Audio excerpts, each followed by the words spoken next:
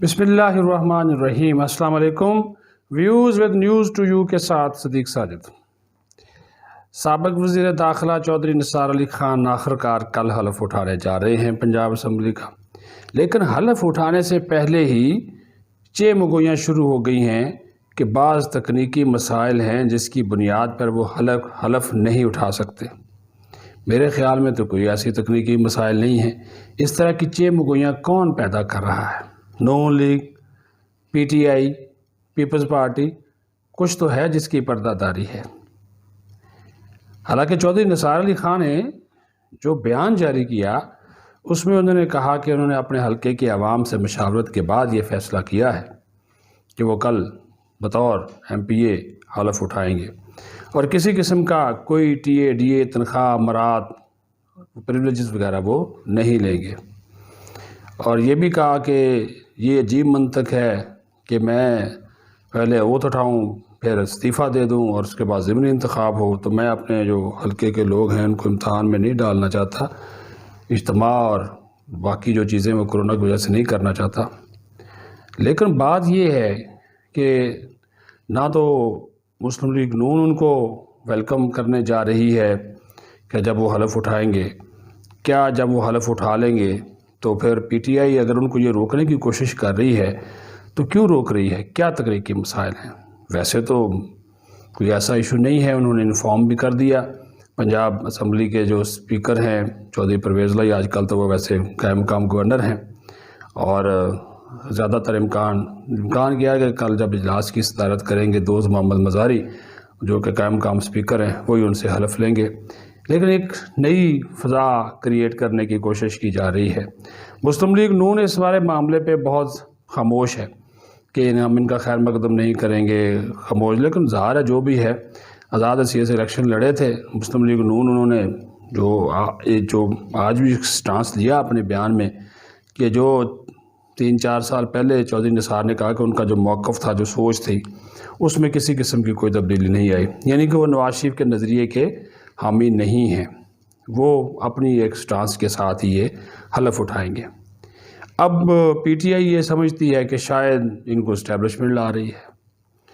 अब चौधरी निसार अचानक सिर्फ अगर इस वजह से हलफ उठाने जा रहे हैं कि वो ऑर्डिनेंस जो जारी होने वाला है कि 60 दिन के अंदर अंदर अगर नहीं उठाया तो वो उनकी रुकनीत ख़तरे में पड़ जाएगी, तो वो भी एक वजह हो सकती है।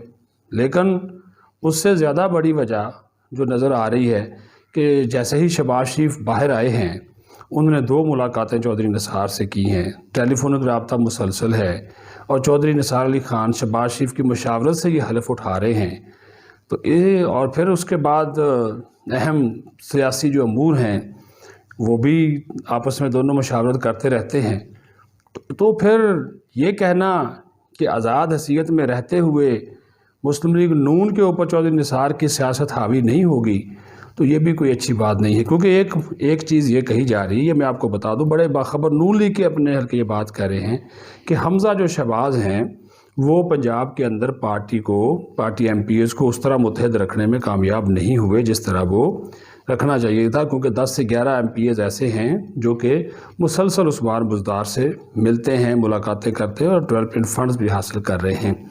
चौधरी निसार को लाने का मकसद ये है शहबाज शरीफ की जानिब से कि पंजाब में वो मुस्लिम लीग नून को उनके साथ मिलकर मजबूत कर सकें। और चौधरी निसार अगर पंजाब में होंगे तो बेशक उनका नून लीग से उस तरह का वास्ता नहीं है, लेकिन वो पार्टी को और MPs को साथ मिलाने में जो इनका एक अपना सियासी मुकाम है वो काफ़ी हद तक मददगार साबित हो सकता है।